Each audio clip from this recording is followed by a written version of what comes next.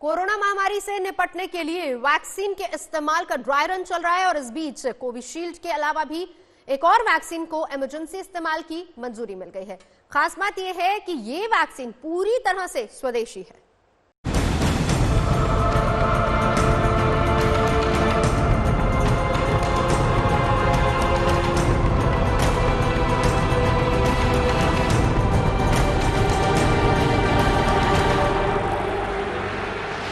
Corona महामारी की दहशत के बीच देशवासियों के हिस्से अब एक और अच्छी खबर आई है और वो है ये कि कोविशील्ड के बाद अब कोवैक्सीन को भी इमरजेंसी इस्तेमाल की मंजूरी मिल गई है।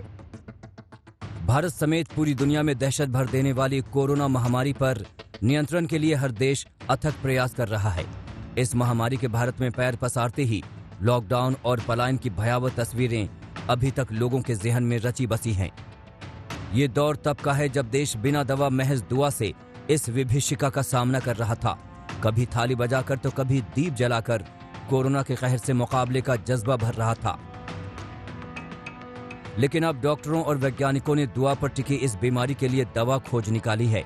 कोरोना से निजात दिलाने के लिए पहले कोविशील्ड वैक्सीन को मंजूरी मिली और अब एक्सपर्ट कमेटी ने देश में बनी कोवैक्सीन को भी इमरजेंसी इस्तेमाल की मंजूरी दे दी है।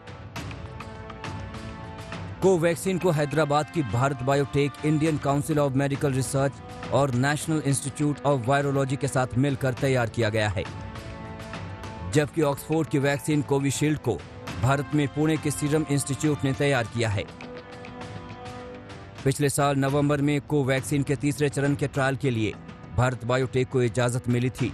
7 दिसंबर को भारत बायोटेक ने आपात स्थिति में वैक्सीन के इस्तेमाल की इजाजत मांगी थी। कोवैक्सीन को मंजूरी में हुई देरी पर बीजेपी नेता सुब्रमण्यम स्वामी ने सवाल भी उठाए। कहा, स्वदेशी कोवैक्सीन ने तीसरे चरण में 13,000 लोगों पर वैक्सीन को ट्रायल किया था, जबकि इस मुकाबले दूसरी वैक्सीन ने सिर्फ 1200 लोगों पर तीसरे चरण का ट्रायल किया, लेकिन उसे पहले मंजूरी मिलने में अचंभित हूं। हालांकि ऑक्सफोर्ड की कोविशील्ड और भारत बायोटेक के कोवैक्सीन दोनों को अभी भी भारत में DGCI की मंजूरी मिलनी बाकी है, लेकिन अगर दोनों वैक्सीन को DGCI की मंजूरी मिली तो निस्संदेह देश में कोरोना के खिलाफ अभियान को गति मिलेगी। इस महामारी पर जल्द काबू पाने की संभावना तेज होगी। आज तक ब्यूरो।